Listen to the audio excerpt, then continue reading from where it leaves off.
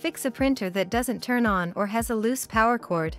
HP Envy and HP DeskJet plus 6100 and 6500 printers. If your HP Envy or DeskJet printer is not powering on, it is possible that the power cord is not fully plugged in and is not making a solid connection. Power off the printer. Unplug the power cord from the printer.